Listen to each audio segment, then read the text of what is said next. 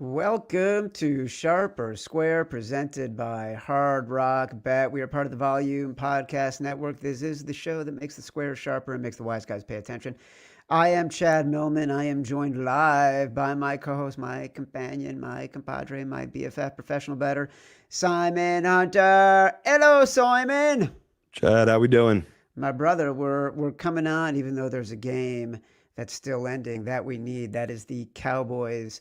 We need the Cowboys plus 3.5 against the Eagles in our final five for the day. And we were getting requests from the people in the waiting room and in the chat to see how we're managing this live, because this game has really been a sweat with the Cowboys down 21-0 when we were in this game. So we're going to keep track of this as it goes into the final seconds, and what looks like it's going to be Brandon Aubrey coming out to kick and a game-winning field goal attempt.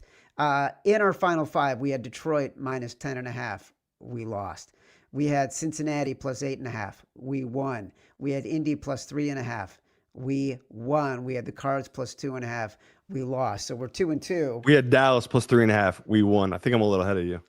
Oh, you must be. We had Dallas plus 3.5, and that's what we're waiting on. Or it's over. It's over, and now brother. We're 3-2. The Eagles blew it. On the day, the Eagles have blown it. Wow. They gave up a 21-0 lead. We're going to get into that on this show. Let me just get out of this here. Today, wow. Crazy ending to the day. Good luck for us.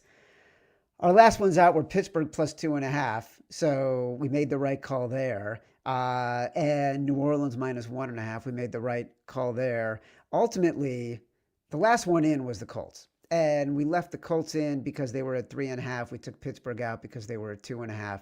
So good for us for going the right way and going with the hook on the Colts and going against under 3 with the Steelers. We will get to our early leans for week 13, our entire review of how we did on all of our picks, your live comments from the chat, other than seeing us sweat the very end of the Cowboys game. Simon was pretty excited there. It's kind of scared me for a second. To me, like, you were so ahead of me. I'm like, I know we have the Cowboys plus 3.5. I already said that.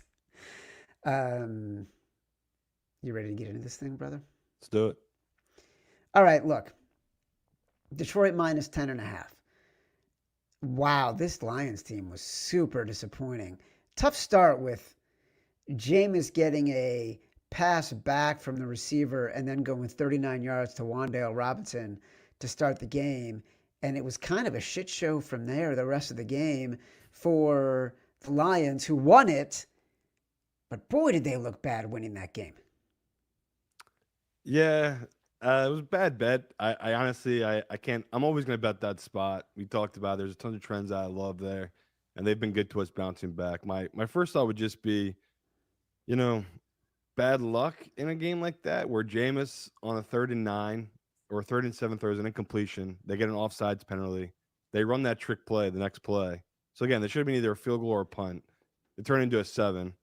And, a couple of plays later, right, the Lions just aren't playing well. No. Give the ball back. Jameis keeps picking up big 3rd down plays. And, yeah, like you said, we hold them to a very high standard, this Lions team. And definitely the defense did not show up today, right? Winston had one of his better games. They went to wide open guys, too. It wasn't like it was tight coverage. I mean, he did have a great game, but I mean, it looked like they're getting out schemed defensively. And this is a team that, you know, it's like Robinson. It's like a random guy beating them defensively. I think Robinson had over like 130 yards, something insane. So, yeah, just a bad bet. Lions, it's always tough. We took it at 10.5. It closes at 14.5. So you're like, okay, at least we got a great number. Even if it's a little bit of a close game, we'll cover this number, hopefully. It was the other way. It was like, man, you're lucky if you even get covers on our teasers or our money line run robin, right? If you're 5.5 or 6.5 covers here, you feel really lucky. And everything broke your way to cover that number. Like they had to get to overtime. Like we said, the Giants played better. I think they scored 2 touchdowns on 2 different trick plays. Like that's just insane when you look on those type of things.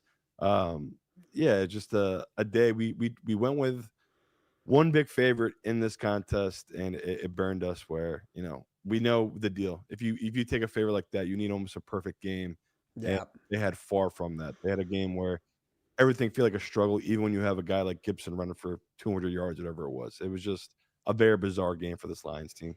Wan'Dale Robinson was open just about every play, and he was the guy who was burning the Lions in the first half. 6 for 135, 2 touchdowns in the first half for Wan'Dale Robinson. Can you name what college he went to? Is it Indiana?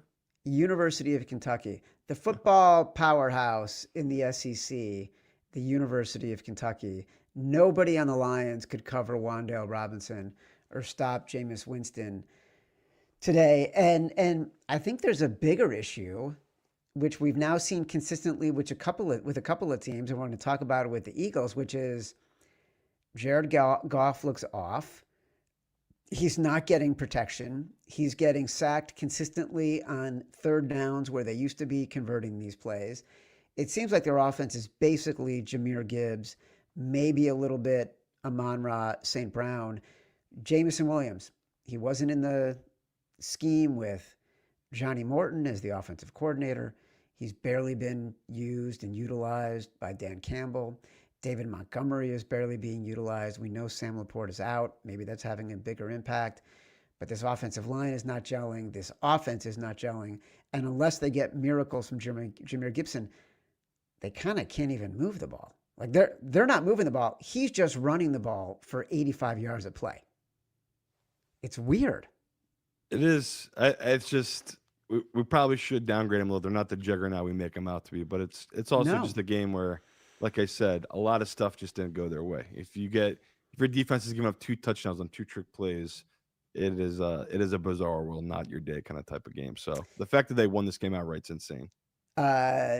New England at Cincinnati. Cincinnati was an 8.5 point favorite. Everybody basically got it at 7.5 or 7. So do you remember what you said to me? I can't remember if you said it on air this morning. Do you remember what you said to me? Very specific. It was a very specific It's all a comment. blur, brother. We're going to need Joe Flacco not to throw a pick 6 in this game to cover. And sure enough, midway through the second quarter, the Bengals are up 10-7. Joe throws a pick 6 that is so ugly, flat-footed, off balance, practically sidearm, directly into the chest of the Patriots defensive back, who waltzes into the end zone to make it 14-10. And I got to tell you, after that, like, this could get ugly. But the Cincinnati Bengals held tough. Their defense held tough. Simon, that to me was obviously the difference in the game. Yeah, it was an off day for Drake, man. I think anyone watching that game, that first half, he couldn't even hit guys in the flat that were wide open. He was overthrowing guys. His timing was just off.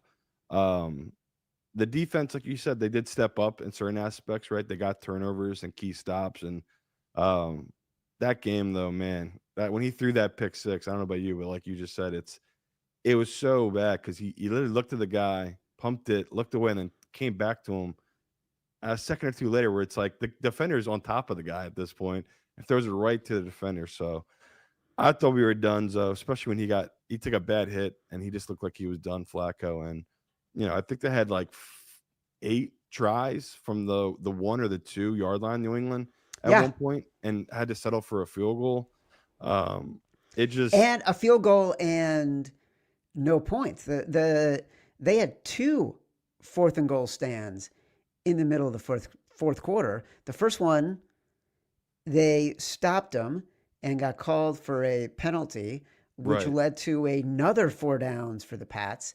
The second one, the Patriots got stuffed on the run by the Bengals, huge plays. And then later in the quarter, this was in the middle of the third quarter. In the fourth quarter, they had a goal line stop for the Patriots, 3rd and from the 1 foot line, and they made him take a field goal. That's when they went up I think 26-20. And so good for the Bengals defense, which has been so maligned this season. Yeah, it was just huge, those fourth down stops, and it felt like a lot of things were breaking our way, and we still were not getting the cover. We needed a miracle backdoor touchdown, basically, from Flacco, and he delivered in a big way. So another game where Flacco struggled. You see why he's not a consistent starter, right? He just was holding the ball for too long, taking bad hits. You know, 19 of 37 for 183 yards. Feels like we got a little lucky there. On the flip side, Drake May, I said he struggled. He almost threw for 300 yards. Like he did produce in big moments where they really couldn't run the ball for some reason against Cincy's defense. Yeah, it was one of Cincy's better defensive performances of the year. And this number all week was between 7.5, 7, and 6.5. And I think at one point it touched 6 and 5.5 just because we thought Joe Burrow was going to play. So it landed right on 7 or 6, I should say. It was pretty crazy. The books are pretty spot on with this one. And yeah, we hated it because we knew the risk of playing Flacco. And obviously that pick 6 took a year off my life. But it was really about trusting them and just about how bad of a spot it was for this Patriots team, just like it was a terrible spot for that Eagles team. It's like you win so many games in a row, you're eventually going to lay an egg. So that's what's been so impressive with this Patriots team. They lay eggs and they almost beat teams by double digits. It's been pretty remarkable how good they are against these really bad teams. Joe Flacco on that scoring drive when they cut it from 26-13 to 26-20. He completed a pass, injured a finger. Yeah. Jake Browning came in, completed a 14-yard pass, went back out. Joe Flacco threw it to T. Higgins, who got, I think, concussed on the play, but it was pass interference for 31 yards. And then Flacco hits Mitch Tinsley to make it 23-20 with 4:30 left. I mean, man. Thank you, Joe Flacco. We're gonna have more about Joe Flacco later in the show because he was truly heroic today. He did okay by us. He did all right by us. You know who else did okay by us?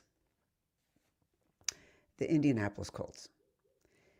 Not because of the way they cratered in the fourth quarter, but because of the way they kept the game. They played so well for most of the game.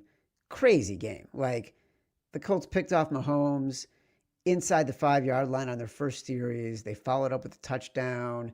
They got lucky with a phantom face mask call on Jawan Taylor that took a Chiefs touchdown off the board.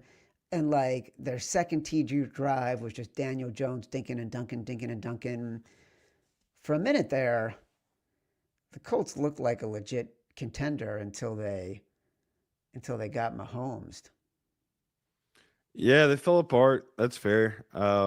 Really fun game, type of game where, you bet this dog and you think, okay, what type of Daniel Jones we're getting today? And he came out on fire. He literally couldn't stop missing guys. It felt like they were total in control of this game. 16-20 to start the game. And to me, it came down to right before half. It was a 3rd-and-1 play call. And Shane Steichen tried to run it. So there's like 2 minutes left in that first half. He tries to, instead of running it on 3rd-and-1, he tries to pass the ball. I don't know if he's trying to pass it downfield or wherever he was, but that's where Daniel Jones went with the ball. So instead of picking up that first down, or at least making the Chiefs burn their last time out with Taylor after the 2-minute warning, they passed it, stopped the clock, had to punt the ball back to Mahomes, and Mahomes almost scored a touchdown. Instead, he just got a field goal. Like, again, not that big of a deal, but it was in this type of game where they lost by 3.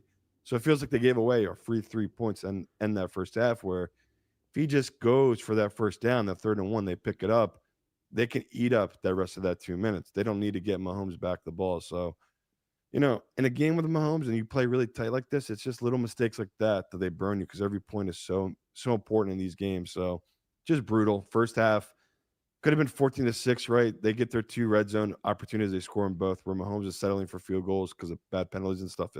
It just felt like it was breaking our way. And like I said to you, it's rare where you have a dog that's a good number and they cover for every second of a game, even that goes into overtime.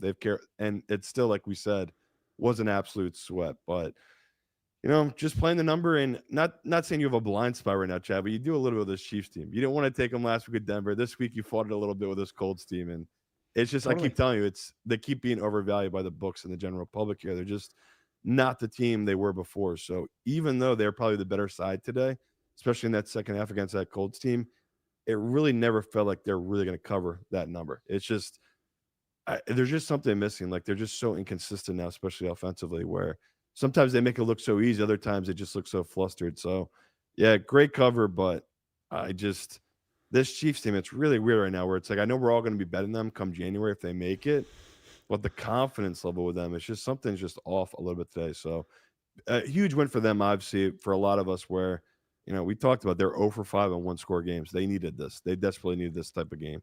By the way, look, it's similar as the Lions. Like, there's something that's just off about how they're operating right now. And it's so inconsistent. And there's enough sort of magic, confidence, execution ability at the end of the game that they can put it together in the exact moment they need to put it together. But they're putting themselves in a position to have to put it together at the end of these games because they're not executing for a full 60 minutes. That's going to be what is their undoing in the playoffs for both of these teams. We see it every single year. You see, and we're going to see with the Eagles too, like the teams that their Achilles heel and they're so good they can get by week to week, but when you get into a playoff situation, that Achilles heel is something that they can't overcome. I will say this, the Chiefs were able to turn it on in the fourth quarter. At the start of the fourth quarter through overtime, the Chiefs had 290 yards of offense to 18 for the Colts. After Daniel Jones started 16 of 20, he then went 3 of 11 to end the game. So their defense started to step up, and there were some things that they were doing to make the Colts uncomfortable as well. Yeah, they gave it to him. Like the Lions at least have excuses unlike the Chiefs. And the Lions lost an offensive genius to the Bears and replaced him with a guy that neither of us consider a genius anyway in Campbell, calling their plays now. So like that's built in. This Chiefs team, I don't really get it because you got Rice back.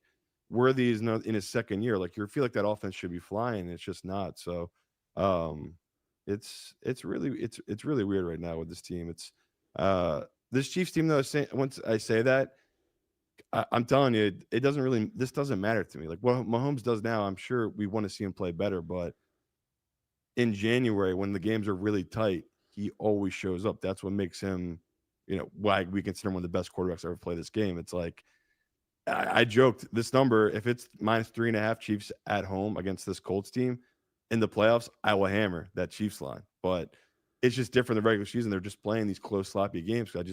You saw it today. They shoot themselves in the foot how many times with dumb penalties and just different play calls. It's not like it's been in the past. They're just not a smooth operation. So yeah, great cover, and thank God, because if we would have gone 2-3 with the Saints, we'd be killing ourselves right now. So Or the much better. Steelers.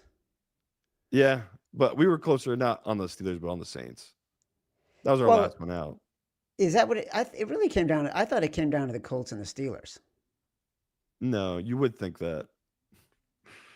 It was the Saints because you were Are you giving me a little bit of a sure? hard time about that. You made some speech about how you did something last week, picking one, and you're like, okay, I'll let you do it. It's like, what are you talking about? Let's No, just no, take the no. Colts. It was the Colts and the Steelers because Matt Mitchell came on after and said, "I can't believe you guys didn't take the Steelers."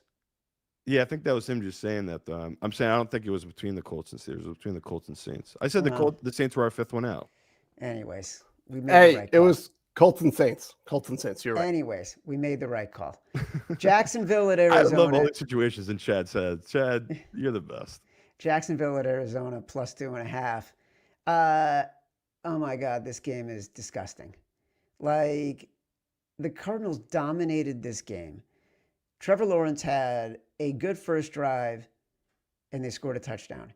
He had a good second to last drive and they scored a touchdown. Between that, he was a hot mess who Liam Cohn looked like if he could have pulled him and gone with the Wildcat for the rest of the game, he would have done it. He threw multiple picks, including a pick directly to a guy in the Cardinals' end zone And somehow the Cardinals not only don't win this game, they don't cover this game. And I'm nauseous.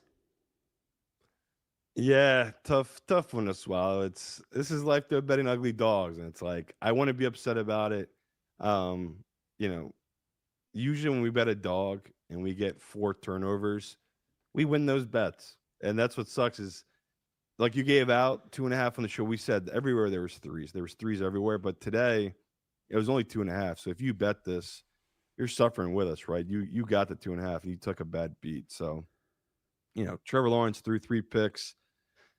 Trevor Lawrence got strip sacked. Like, guy had four turnovers personally, and he still somehow put up 27 points and won this game. So we talked. Arizona's defense is just atrocious. I mean, they get all those turnovers and it doesn't matter. Offensively, they can't run the ball consistently enough that, Brissett, like I'm looking at right now, he had to throw it 49 times again.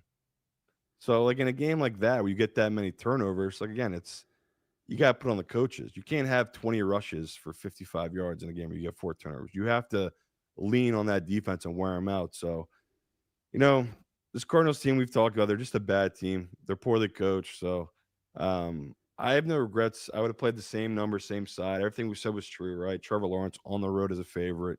He struggles, but this is just crazy with this Jaguars team. They just keep finding a way. It's like your Bears team. They just keep finding a way to win these ugly, close games. And, it doesn't matter if they're playing the Chiefs or they're playing Arizona. That's going to be a close 3-point ugly game that, they'll somehow steal at the end there. So just a brutal loss when it felt like they're either going to kick a field goal there and tie it in the overtime or whatever.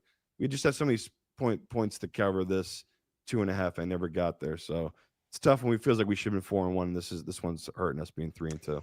Especially because we said on Tuesday, wait for the 3. Wait for the 3. You're going to get the 3. And we got the 3. Like, it was just 2.5 in the contest. And that's where it landed after it got to 3. And that's where it landed. So frustrating. And if you guys are going to be mad at Chad about this being Chad's choice, just feel a little better. Chad's choice was almost Vegas. So I feel like if we're really talking about how awful things were, I'll take this. All right, Cardinals, at least we were in it to the end. We had a chance. It was a bad loss, but don't be too hard on us.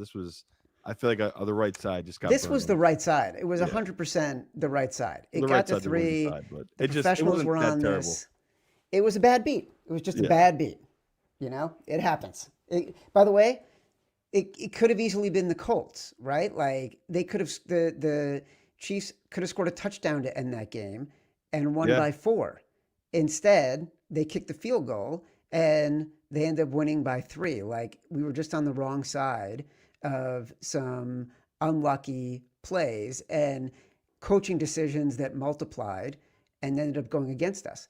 The Colts had coaching decisions that should have cost them the game in a much bigger way. It just didn't happen. That's betting. Philadelphia at Dallas. Dallas plus 3.5. Cowboys were down 21-0. Wow. Cowboys had before the second TD drive for the Eagles. This is how it was going for the Cowboys. They had a roughing the punter penalty on 4th and 10, so the Eagles got a first down. They had an offsides on 3rd down that was an incompletion, so the Eagles got to score again. They couldn't get off the field. The Eagles scored a touchdown. Next drive, the Cowboys fumble, the Eagles score. Next drive, Cowboys go to the 1-inch line, false start pushes them back, Dak throws a pick. Aubrey misses a 51-yard field goal, only the second time he's missed a field goal this year. And then in the second half, the Eagles collapsed all the ways in which the Cowboys had collapsed in the first half. What a crazy freaking game. Yeah, honestly, I'm shocked we got the cover and the win with this Cowboys team. When it was 21-0, it was just like, my God. There was so much time. Terrible. There was, but it's just like a terrible read where everything was going wrong for the Cowboys. That fumble was insane. Dak's red zone interception was insane. They're getting like no call penalties, getting penalties called on them when there shouldn't have been a penalty called, like on that roughing the kicker penalty. And Hurts is throwing bombs for 7 there. And I was like, my God, I put way too much money into a Dallas team that, again, I like them coming to this week. I was not going to be all in on them until I saw that a respected group was taking such a large position. I was like, okay, these guys must know something, because I just couldn't believe someone was putting 7 figures on this Cowboys team. Like, of all the times to put $1 million onto a team, I just couldn't believe someone was putting Dallas in this exact spot. So I'm going to came off very confident. That's why. It was just like, all right, I like this number. It's a good number. It's a good spot. But if these guys are doing it, like, there's something at play here. And when it was 21-0, I was like, these fucking idiots. Why did I follow these guys so heavy into this game? Because Dallas looked like the 4-5-1 team they were at the time. Now they're 5-5. But at the time, I was just like, this is why this team are losers. But yeah, you said it. The Eagles, despite being up 21-0, made 0 halftime adjustments, came out very flat, and we just keep talking about it. There's a problem with their offense right now, and it doesn't seem like they can fix it, or it just doesn't make sense. Like, I felt like anytime AJ wanted to win on his one-on-one battles in that first half, he won. And I don't think he caught another pass until midway through the fourth quarter. Yeah. So it's very bizarre the way the Eagles offense is running. We kept saying they were due to get caught in one of these games, and my God, did they get caught here. And, we talk all the time. I'm gonna save my hate for CeeDee Lamb for my shame on you, little foresight. But Pickens saved our ass, as well as Dak played. Dak did play really well. Pickens had some catches and plays that are just out of this world, how talented this kid is. 9 targets, 9 catches, 146 yards, and a touchdown. CeeDee Lamb, 11 targets, 4 catches. So, again, that guy tried to burn us. Pickens really saved us. And, every time they needed a big play, I feel like Dak just threw him those 50-50 balls, and he came down with it. So, huge win for this Cowboys team that, they have a chance now at getting that 7 seed if it's a possibility. But it's crazy the fact they came back and won this game, like you said. 24 straight points unanswered. It's pretty impressive. Yeah, CeeDee Lamb, even in the win, is going to deserve some serious shame. We're going to talk about shame on you. We're going to talk about heroes of the week, some other games that almost made it in, that didn't make it in. Your comments, much more. Let's go to a break from Hard Rock. Today's show is brought to you by our presenting sponsor, Hard Rock Bet. There are 3 things to be thankful for this week: family, food, and football. And thanks to Hard Rock Bet, you can easily sneak in bets while your crazy uncle goes on his annual rant about the good old days. Sign up today and you could feast with $150 in bonus bets. Just place a $5 bet. If it hits, you get not only your winnings, but also $150 in extra bonus bets. That's an offer you can't pass up, even on a full stomach. Not sure where to place your first bet? Head over to Hard Rock Bet Stats Hub and it'll help you out. It's loaded with trends, streaks, and stats to help guide your picks.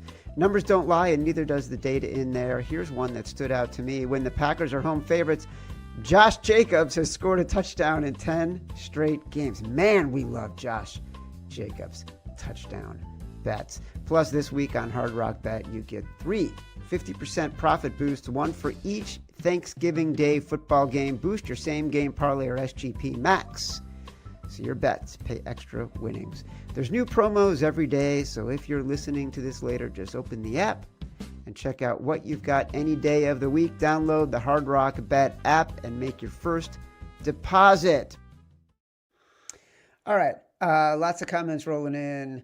Keep them coming. We'll talk about those after we run through the rest of these games. Seattle minus 12.5 at Tennessee. We didn't understand it. We liked Seattle. The wise guys kept coming in on Tennessee. And lo and behold, Tennessee found a way to sneak in the back door for the 3rd week in a row. They get a garbage time touchdown. This was an excruciating watch. The Titans basically played the entire 4th quarter inside the Seahawks half of the field. And one time they went for it on 4th, did not convert. The Seahawks basically just ran it 3 times, gave the ball back. Then the Titans went on a 15-play drive that included 3 4th and 5+ yard conversions before they eventually scored the touchdown. The second time they got the ball, Simon, it felt like an inevitability that the Seahawks were going to give up this backdoor. And it was excruciating. It was truly excruciating because it was happening while the Lions kept teasing us, like getting close, and then giving it away. Yeah, I mean, there's always a team we have a problem reading. It is 2 years now that we are so terrible at betting and managing this Titans team. It's truly incredible. We've lost a ton betting on them. Luckily, stayed away from them from a while instead of fading them like the schmucks we are. And now this year, we bet them when they had a horrible coach, and we've tried to fade them since they got rid of that horrible coach, and we've just gotten burned by it. So, yeah, we joked. I said to you this morning, a really sharp, respected book was down to 11 on this Titans team, and I was just like, I don't get it.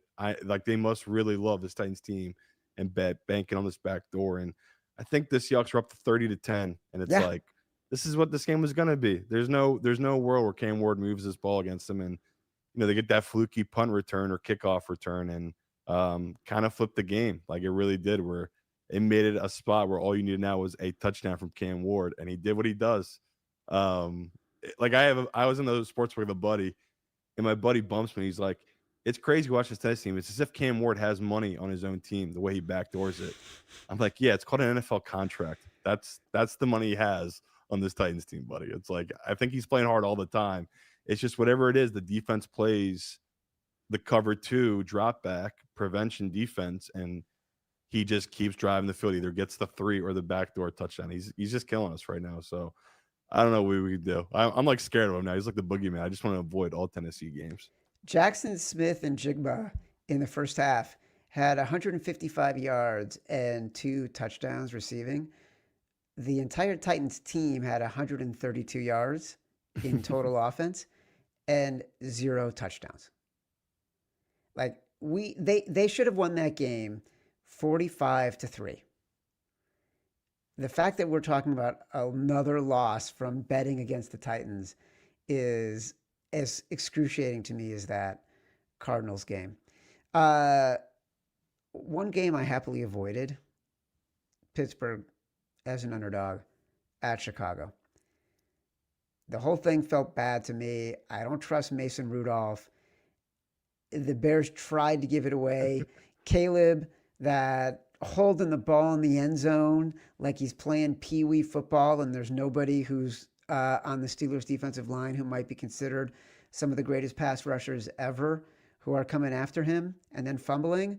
Fortunately, he still proved he was Caleb and gave us all Chicago fans the full Caleb experience. And the Bears won it. And the Bears generally covered. The line was at 2.5 most of the week. Got up to 3.5 before the game when it officially became Mason Rudolph. But that was kind of never in play for us. No, and again, good read by you to stay away from the 2.5. I liked Pittsburgh. I thought it was a good spot for Pittsburgh, and it was kind of breaking that way. Like they honestly were dominating this game. They're getting a lot of the turnover luck, and this Bears team, I think they outscored them by. I think they scored 10 in the third quarter.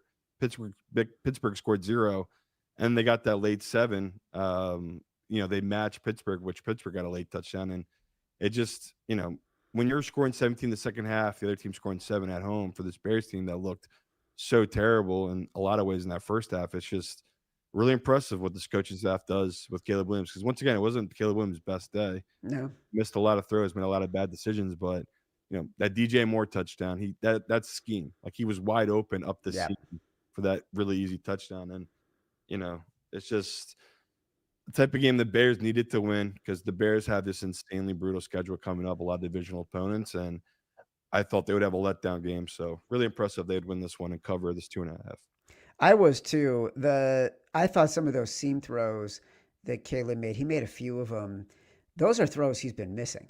And he still had some wildly. Yeah, he puts too much air on it. Errant throws in the. Yeah, exactly. Yeah. Especially on some of these sideline throws. But over the middle, he was much, much better today, I think, than he's been.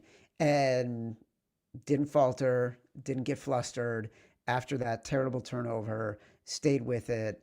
It was kind of a fun game for if you're a Bears fan, especially knowing Every they were game, the missing. Bears. I told you, That's true. I'm addicted to it. It's a drug. Every It game is so much fun, whether you're on the Bears or against them. It's the it's best. it's totally true. Totally true. Um, Questions from a couple of YouTube watchers Sure. right now. Is it possible that when we get to the playoffs, we'll have Buffalo, Baltimore, Kansas City all on the road, and they'll all be road favorites? Let's think about who they could be playing. They could be playing, say, well, let's say the Chiefs are going to get, or the Patriots get the bye. So they'll get the Colts, the Broncos, and who else would they get? No, it's gonna be tough. The Patriots, if they're the 1 seed, 2 seeds, Denver, those Yep. two teams, their first games could either be against the Chiefs, Houston, Buffalo. Like that's gonna be really tough for these unproven Houston, young right? Houston quarterbacks. Like, Jaguars. Like, I gotta say, let's say it's Denver, the Colts, and then Houston or Jacksonville that are the other playoff team. I think all three of those might be underdogs against Buffalo, Baltimore, or Kansas City. yeah, it's hard to say because I just don't know where the general public's minds are going to be at. Right, depends how these teams finish up, but um, like like you just said, in what world is Mahomes a bigger underdog than a point or point and a half at New England? Right, like if anything, I could never see him being a field goal underdog, or if he is, that would be an alarming sound because the public could be all over him at a field goal dog. So yeah, it's this like again, people have complained about the season. Like to me, this is the best NFL season we've had in a while. Like this is totally flipped upside down. AFC, anybody can do it. NFC is pretty much the same feeling, right? It's like, yeah, say the Eagles, the Rams are still viewed as two of the best teams in NFC. They still have their weaknesses. You still can lie to yourself and say, well, you can beat these teams. There's our ways to beat them. So I'm loving this. Like this AFC, even the Ravens, even though they've won all these games in a row, you still have questions about them, and you're still not going to be comfortable betting Lamar in the playoffs, even if it's like we see before. Lamar, say he is, you know, the 4 seed, and he's hosting Josh Allen, who's the 5 seed at home.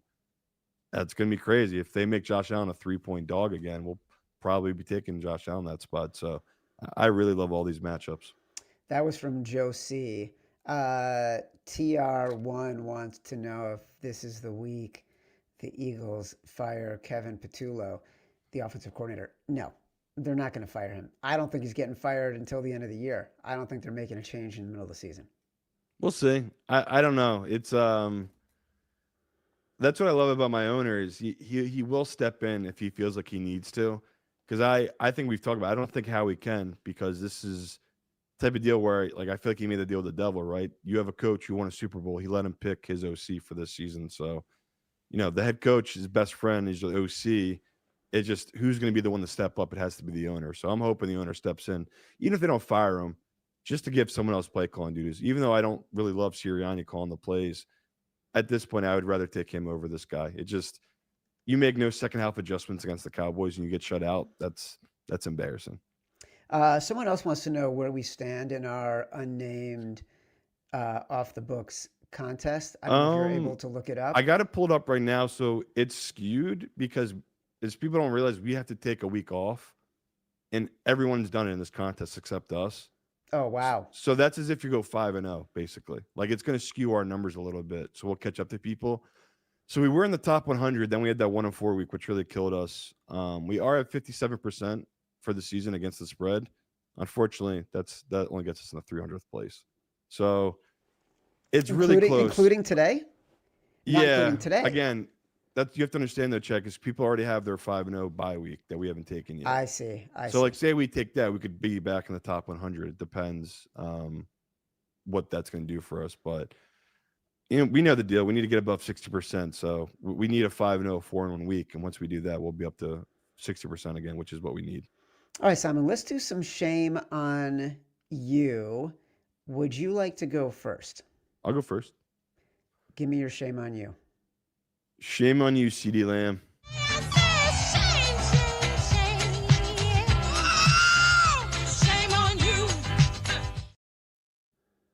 In what was going to be an easy game, an easy cover, this man tried to make it very difficult for us at every stop, Chad. And it was huge plays, like third down plays. He's dropping it wide open, just really bad. And you try not to make too big of a deal of it, but when you have the week before, the fact that he was apparently out till 5 a.m. and puking his brains out before their game in Vegas on Monday, and then he follows up with this performance where he had 11 targets and only caught 4 of them.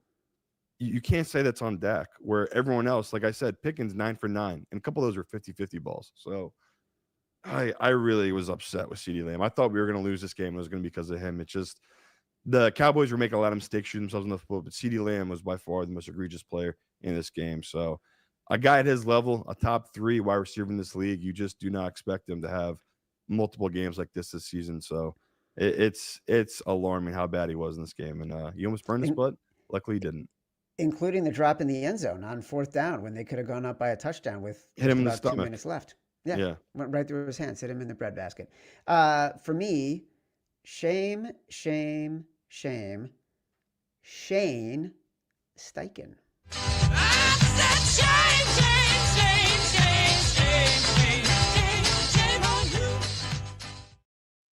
Interesting that we both choose shameful performances on teams that covered for us and got us wins.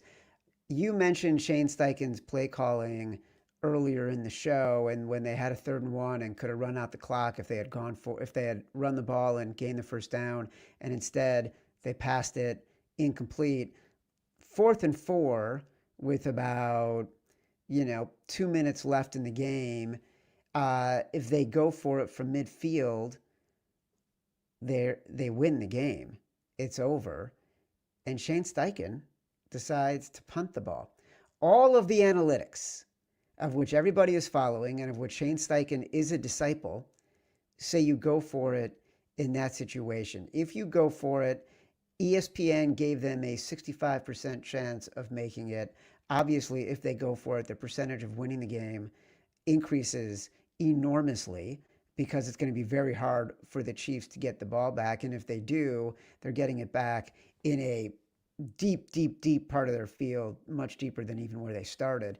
So I don't understand the call, to be honest, unless he's just thinking the defense was totally gassed in that game.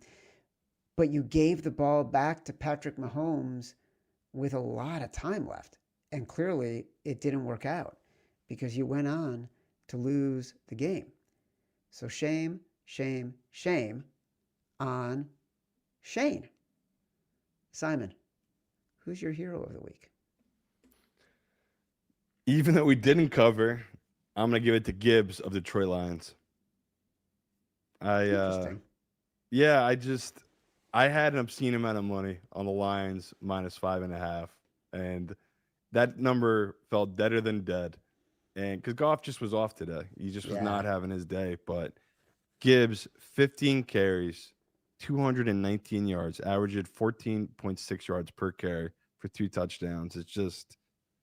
It's incredible how good he is. And like we said, they have a lot of problems right now, this team and the Lions. And, Campbell is just heavily focused on the stars right now, right? It feels like a lot of plays are schemed up for Amon St. Brown or Gibbs. Like Gibbs, he had 12 targets, 11 catches as well. Like, their offense between him and Amon St. Brown, they had 25 targets between the two of them. Like, it's very star power heavy. So for me, Gibbs, he saved me today on this Detroit team. A lot of people are feeling the same way if they took our favorite moneyline run robin. So I really appreciate Gibbs, and that bet should have been deader than dead. And he, in that overtime, took 2 carries and took it 70 yards for that touchdown to start the overtime. It's just incredible level he's playing at right now.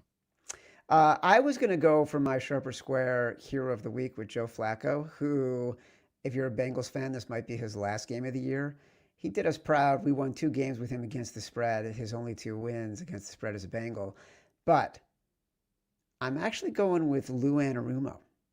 from the Indianapolis Colts. You laugh, but we talked about on Tuesday that Lou Anarumo, when he was the defensive coordinator for the Bengals, was the one guy who gave Patrick Mahomes the most fits, and he was the guy who actually was able to keep Patrick Mahomes from going to the Super Bowl back in 2021.